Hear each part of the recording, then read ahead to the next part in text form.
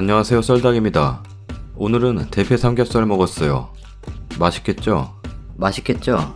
맛있겠죠? 뒤집어야 되는데 핸드폰 흔들릴까봐 못 뒤집겠네요. 아... 어리굴젓 해먹으니 완전 맛있어요. 어쨌든 구독하기 눌러주세요. 안녕하세요. 30대 중반 남자입니다. 제가 아내를 30대 초반에 소개팅으로 만나 2년 연애하고 이제 결혼한 지 1년 살짝 넘었습니다. 집과 가구는 제가 해왔습니다. 친정 형편이 넉넉치 않아 배려 차원에서 뭐 혼수나 그런 자질구레한 거 안 했고, 아내는 그릇 세트 하나 사들고 왔어요. 결혼을 하고 난 뒤에 저희 나이도 나이인지라 아이도 빨리 가져야 하고 살림에 몰두한다고 하여 아내는 직장을 그만두고 집에서 집안일을 합니다. 제 월급이 적은 편은 아니나 아이를 키우려면 큰돈이 드니 적금도 들고 하기엔 살짝 부족합니다. 아내는 나 직장 그만두면 집에서 부업할 거야. 댓글 알바 같은 거 많아. 인터넷으로 다 알아봤어. 라며 자기가 부업을 하겠다고 하여 합의하에 그만두었지만, 지금 현실은 제가 아침에 먼저 일어나 밥도 못 먹고 출근합니다. 저는 직장까지 차로 1시간 넘게 걸려 새벽 6시에 일어납니다. 아내는 10시 넘어 일어나서 민기적거리다가 점심으로 배달 음식을 시켜 먹습니다. 한 달에 20번은 넘게 시켜 먹습니다. 그리고 오후엔 밀린 드라마 다시 보기 하며 가끔 친구들 만나 백화점 가서 쇼핑합니다. 요즘은 집 밖에 못 돌아다닌다며 집에서 청소도 안 하고 청소기도 일주일에 한두 번 밉니다.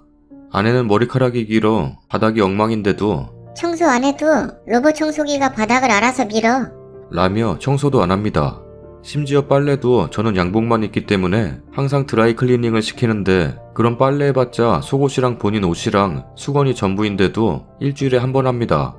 그리고 저녁엔 제가 퇴근을 하면 인터넷으로 시킨 반찬 몇 가지랑 국은 비비고나 오뚜기 같은 데우기만 하면 되는 음식으로 먹습니다.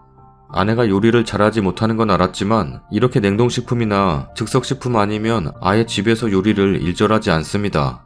그러다 보니 결혼 전엔 평범한 몸이었는데 지금은 1년 사이에 20kg 조금 안 되게 쪘습니다. 또 최근에는 나 살찐 모습 시부모님한테 보여주기 싫어.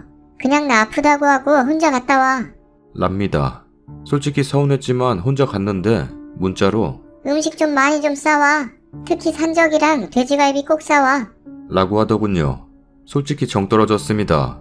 이혼 생각이 솔직히 일주일에 2-3번은 들지만 제가 이렇게 책임감이 없는 사람이었나 싶기도 하고, 이겨내보고 싶은데 집에서 청소도 안 하고 빨래도 안 하고 운동도 안 하고 배달 음식만 시켜 먹고, 제가 운동하라고 헬스장 PT를 6개월치 끊어줬는데 중고 어플로 회원권을 팔았더군요.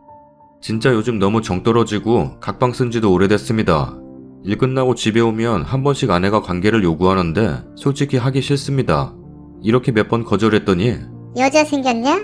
라며 울면서 의부증까지 생겼습니다. 핸드폰을 저 잘 때 들어와서 확인도 하고 가요. 이렇게 살다간 아이도 못 가질 것 같고 그동안 모아둔 돈도 없습니다. 맨날 시켜먹고 500 벌어오면 지출이 500입니다. 진짜 이럴 때는 어떻게 해야 아내를 바꿀 수 있을까요? 결혼 전 아내는 예쁘고 성실했으니 그 모습을 다시 되찾고 싶습니다. 댓글입니다. 원래 그런 여자였는데 결혼하려고 딱 3년 다이어트하고 아닌 척 했을 것 같네요. 착한 이혼 인정합니다. 진짜 이 정도면 이혼 서류 도장 찍고 나올 때 발박수 치실 듯 하네요. 이겨내고 싶다고요? 바꾸고 싶다고요? 그게 아내의 본 모습이에요. 사람은 변하지 않아요. 아내분과 연애할 때 잠깐 안 그런 척한 것 뿐이에요. 본성 그대로 살고 있다고요. 500을 번다는 가정하에 그 정도면 솔직히 잘 버는 편이니 연애 기간만 잘 넘어가면 사람도 좋고 돈도 잘 벌어오고 결혼 상대로는 최고죠. 사람은 절대 변하지 않아요.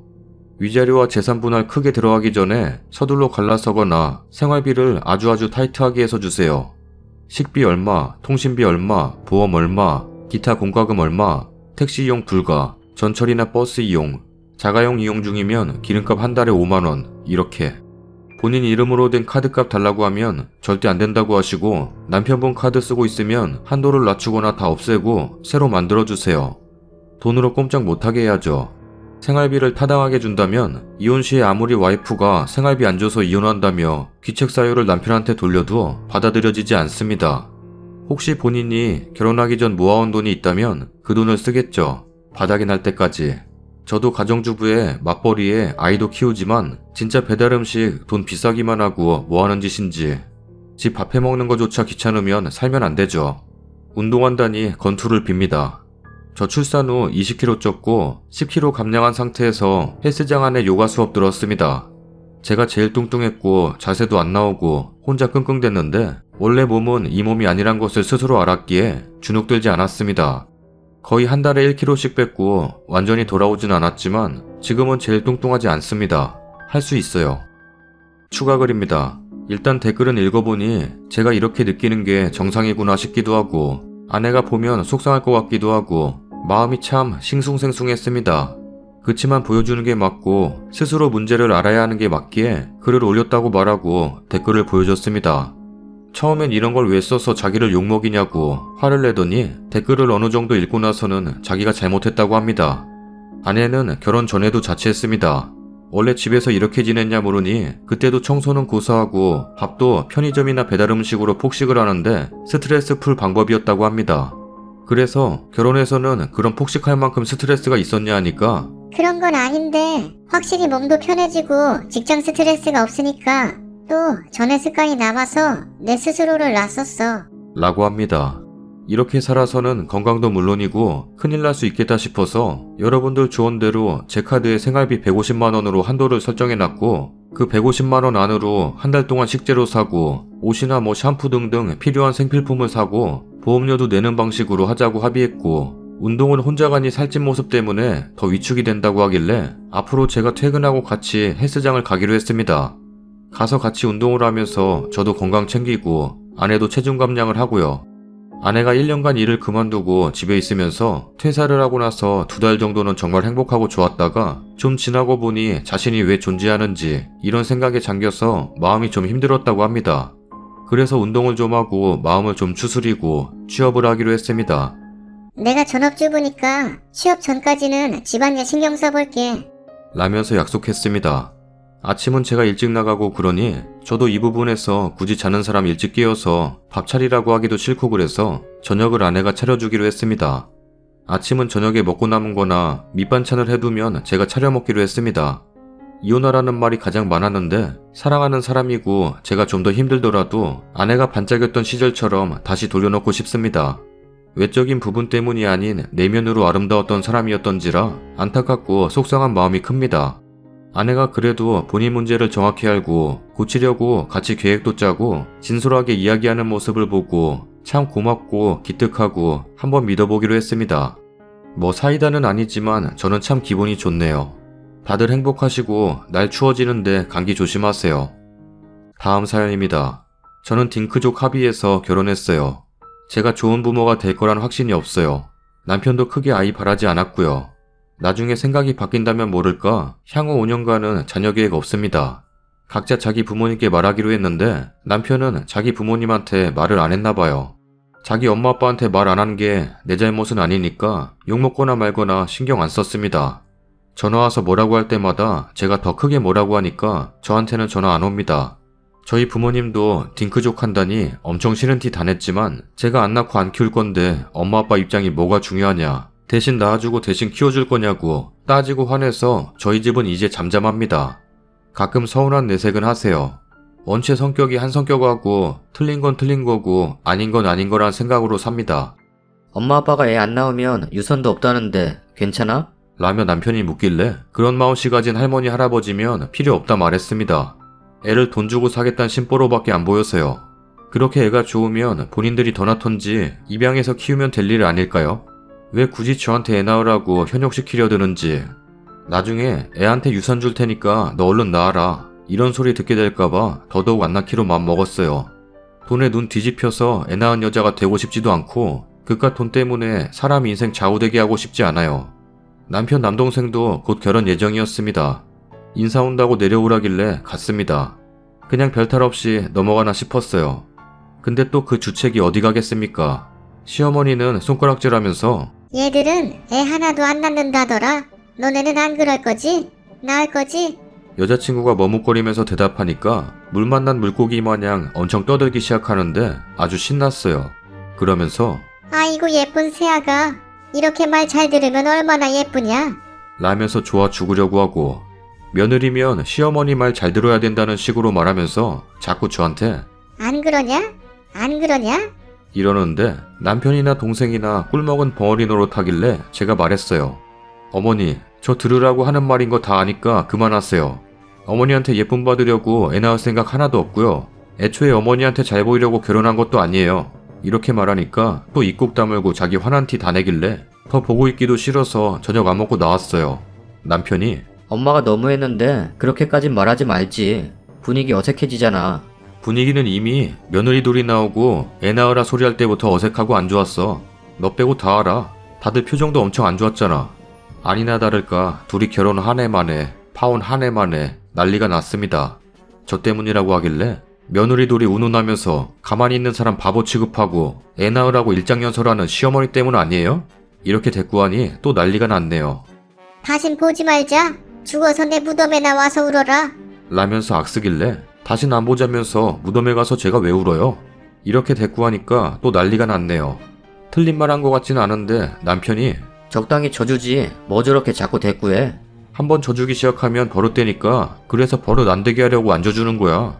내가 알아서 할 테니까 전화 받지 말어. 그래서 그 뒤로 전화 안 받았습니다. 이게 한 4달 전 얘기예요. 제가 와서 빌 때까지 단식 투쟁한다는데 남편이 상복 안 입은 걸 봐선 살아계신가 봐요. 남편은 자꾸 적당히 하고 가서 사과드리자는데 전 그러고 싶지 않아서 싫다고 했어요. 자기 혼자 화내고 자기 혼자 단식하는데 그러면서 너도 사과 못하겠고 엄마 꼭 이겨야 되면 임신해서 임신 유세나 부려. 라네요. 돈 타령해서 출산 안 하기로 맘먹었는데 이젠 애 아빠 될 사람이 자기 엄마 이겨먹으라고 임신하라고 하네요. 너가 임신하면 엄마 저러는 것도 쏙 들어가고 너도 체면 살고 우리 엄마도 어쩔 수 없이 네 비 맞춰줄 거 아니냐. 라는데 진짜 황당해가지고 난 시어머니가 임신식이나 해서 이겨야 될 만큼 대단한 사람이라고 생각한 적이 없다니까. 왜 자꾸 말을 삐딱하게만 받아들이냐. 중간에서 나만 힘들어 죽겠다. 라는데 이해를 할 수가 없습니다. 임신 얘기 그만하자. 결혼 전에 이미 끝난 거야. 그거 아니면 이 간격을 어떻게 좁힐 거냐. 좁힐 이유가 있냐? 길 가는 사람 10,000명 잡고 물어봐. 누가 봐도 네가 100% 잘못한 거야. 도저히 모르겠어서 글 써봅니다. 저 뭐 잘못했나요? 댓글입니다. 다신 안 볼 거라면서 무덤에서 제가 왜 울어요? 진짜 인쇄해서 형광펜칠하고 싶다. 너무 좋아요. 최고. 물론 님의 성격이 한 성격 하는지라 무조건 옳다고는 보이지 않지만 정말 사이다네요. 모든 건 남편 몫이에요. 사전에 가족에게 말씀 안 드린 값 치러야죠.